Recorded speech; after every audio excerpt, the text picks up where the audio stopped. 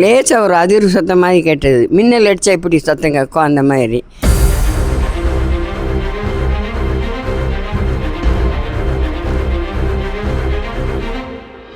தூத்துக்குடி மாவட்டம் கோவில்பட்டி சுற்றுவட்டார பகுதிகளில் நேற்று இரவு 9:15 மணி அளவில் சில வினாடிகள் கடும் நில அதிர்வு ஏற்பட்டது. பெரிய சத்தத்துடன் ஏற்பட்ட அதிர்வால் வீடுகளில் பொருட்கள் கீழே விழுந்த நிலையில் அச்சமடைந்த பொதுமக்கள் வீடுகளை விட்டு வெளியே ஓடி வந்தனர்.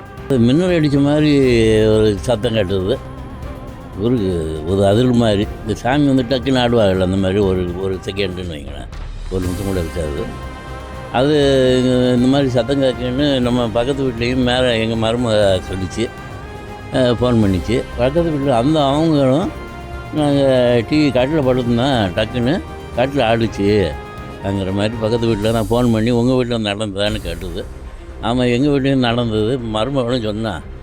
பக்கத்து வீட்லேயும் டம்ளர் அந்த மேலே இருந்து டம்ளருக்கு தட்டு கீழே விழுந்துருச்சு, சொம்புனா லேசாக அதிர்வு இருந்தது அப்படின்னு பக்கத்து வீட்லேயும் சொன்னாங்க. ஃபோன் பண்ணி 3 வாரம் 4 வாரம் ஃபோன் பண்ணி கேட்டுக்கிட்டேன், ஏதாச்சும் அந்த மாதிரி நடந்ததாமான்னு.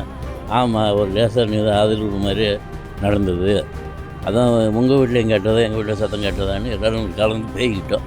வெளியே தான் உட்காந்து பேய்கிட்டு இருக்கோம். இந்த மாதிரி நடந்தது, என்ன வரும் உங்கள் வீட்டில் நடந்தது அப்படின்னு சொல்லி ஒவ்வொரு யாரையும் பக்கத்தில் தெரிஞ்சவர்கிட்ட கேட்டுக்கிட்டு இருக்கோம்.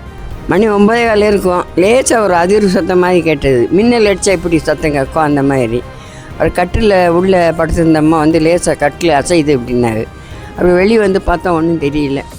என்ன லேசாக அதிர்வு மாதிரி இருந்தது, குலுக்குன மாதிரி. இந்த சாமி வந்தால் ஒரு மாதிரி குலுக்குமில்ல அந்த மாதிரி.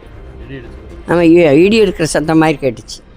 இடி அடித்தா சத்தம் கேட்குமில்ல, மின்னல் அடித்தா அந்த மாதிரி சத்தம் கேட்டுச்சு. பக்கத்தில் ஒரு அம்மாவும் கேட்டோம். அந்த அம்மா நாய் குலைச்சிச்சு, ஒரு மாதிரி சத்தம் கேட்டுச்சுன்னு அந்த அம்மாவும் சொன்னது.